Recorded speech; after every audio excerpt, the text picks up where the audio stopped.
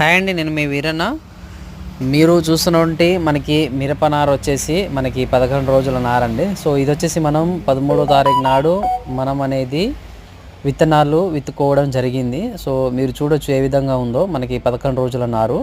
So రైతులు కంపల్సరిగా మీరు పై పట్ట తీసిన తర్వాత మీరైతే ఏదైతే కప్పుతున్నారో అది తీసిన తర్వాత కంపల్సరిగా మీరు copper oxychloride 3 grams per litre నీటికి కలిపి మనం పిచికారీ చేసుకోవాలండి. లేకపోతే మనకి ఈ కుళ్ళుడు అనేది మనకి అధికంగా రావడం జరుగుతుంది. సో మనం బయట కూడా వాతావరణం అనేది చల్లగా ఉండడం జరుగుతుంది, వర్షాలు కూడా అధికంగా పడడం జరుగుతుంది. సో మీరు కంపల్సరీగా ఈ సిఓసి కాపర్ ఆక్సిక్లోరైడ్ కానీ లేకపోతే కొనికా కానీ మీరు మంచిగా డ్రెంచింగ్ చేసుకుంటే, లేకపోతే మీరు నీళ్లు కట్టే నీళ్ళలో వదిలేసుకుంటే మనకి ఈ కుళ్ళుడు నుంచి అనేది మనం అనేది విముక్తి పొందొచ్చు.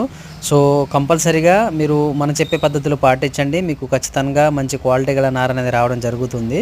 మీరు కంపల్సరీగా తీసిన తర్వాత అంటే ఒక విధంగా 9వ రోజు కానీ 15 రోజులు కానీ, అదేవిధంగా చూసుకున్నట్లే మీరు ఒక 21 రోజులకు కానీ 22 రోజులకు కానీ మీరు ఇలా ఈ విధంగా మీరు పిచికారీ చేసుకుంటూ పోతే మీకు ఖచ్చితంగా అనేది మంచి నారు అనేది మీకు రావడం జరుగుతుంది. అదేవిధంగా మనకి ఈ పురుగు కానీ, అదేవిధంగా మనకి చూసుకున్నట్లయితే ఈ దోమలకు కానీ, ఈ పొక్లిన్ కానీ, అక్తారా కానీ ఇవి మనం అందులో పైపాటుగా పిచికారీ చేసుకోవాలండి.